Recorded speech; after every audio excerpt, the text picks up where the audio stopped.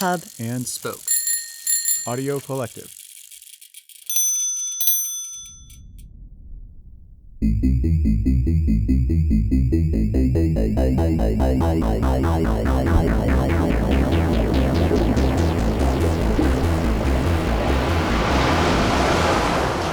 This is The Briny. I'm Matt Frasica. And if you listen all the way through the credits, which I'm sure you do, you know this show is part of Hub and Spoke, a collective of independent podcast producers. Well, Hub and Spoke recently added a new member show, Audio Flux, which is a home for short-form audio experimentation. Every few months, Audio Flux puts out a call for entries to producers with a set of prompts like make a pet your protagonist or include the sound of time passing.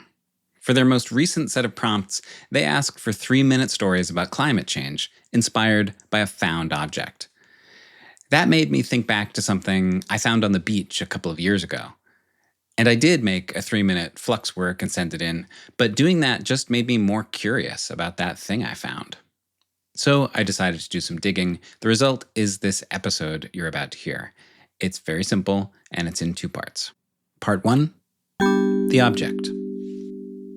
One of my favorite places in Maine is Crescent Beach State Park in Cape Elizabeth. It's a beautiful spot, with woods and a meadow and a long sandy beach that looks out to an uninhabited island. A perfect place to come in the summer, to swim, or year-round for a walk. My wife and I have been going to Crescent Beach for the past 10 years, ever since we moved to Maine.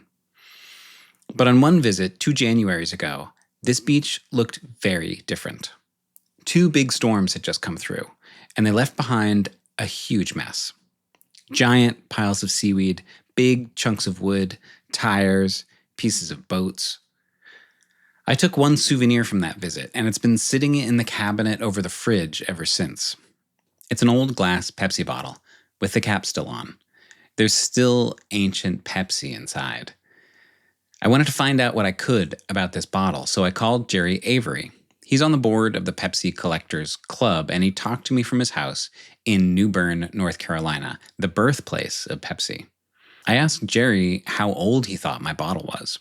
Anytime we date anything, we use a couple of things. The type of packaging, the actual trademark logo that's being used at the time, and then other little minor nuances that come from just understanding the brand and how they may change.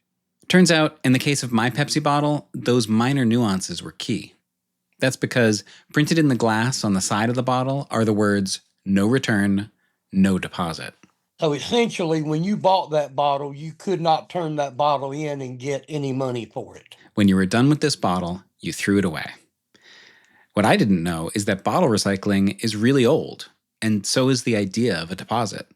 Glass bottles cost money to make, so all the way back in the 19th century, bottlers charged a deposit to encourage people to bring them back so they could be refilled.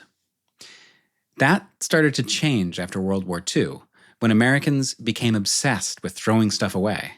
Because convenience. And in the 1960s, Pepsi started offering these throwaway glass bottles. But not for long. What they found out was that glass was expensive, so that was very short-lived. But that's useful for dating purposes.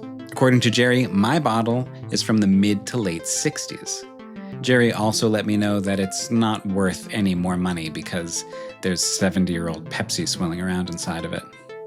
We always tell people it's great that it's got the original liquid in it, but if you're not willing to drink it, I'm not willing to drink it either. Part 2. Climate change. Now, when I found this bottle on the beach, it was sticking up out of the sand, and it had a neighbor, another Pepsi bottle, just like it, sitting upright in the sand. Like a couple of friends had just left them there for a minute while they went for a swim. That made me think those bottles could have been buried there, side by side, since the 60s. What if the storm had just eroded the beach enough to reveal them? Hey, Will. Hey, Matt, how are you? I'm good. How are you? Good. Will Katitsky studies coastal erosion at the University of New England. When I met him at Crescent Beach, he said the dunes there took a beating. It got crushed. this beach got totally crushed in the January 2024 storms. Beaches like this one were especially hard hit because of the direction the storms came from. Most winter storms in New England are nor'easters, meaning their high winds and waves hit the shore from the northeast. That means many of the shorelines in even New England are really hardened from the northeast to take these traditional storms. But the January 2024 storms came from the southeast, so they hit the unprotected side of the coast.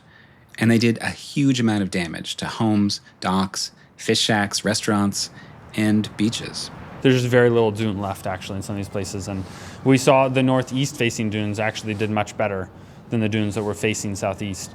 Will uses drones to precisely map the contours of beaches. It's a research project he started in December 2023, just a month before the storms hit.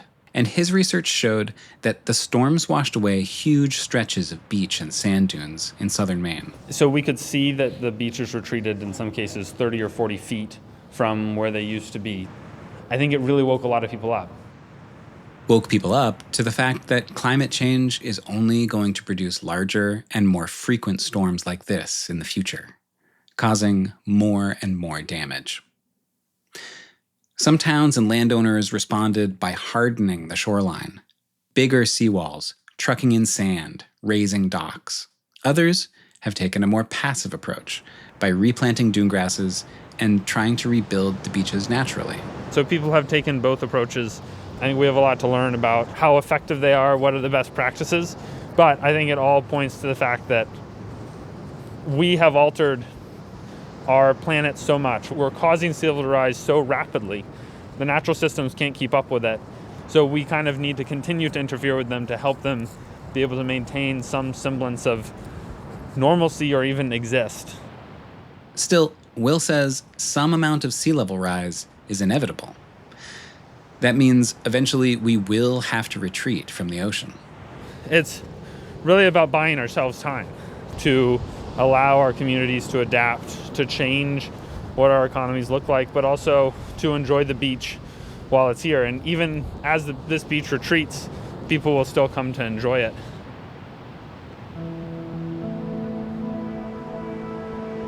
For me, this old Pepsi bottle serves as a reminder that nothing is permanent. Yes, it's technically litter, but littering seems like a pretty insignificant misdemeanor next to climate change. I only found it because of those storms that signal bigger disruption to come. The ocean will continue to eat away at the shore. What will that ultimately reveal about us? Will we build bigger and bigger walls to keep the ocean out? Or will we manage to retreat with all the trade-offs that will entail?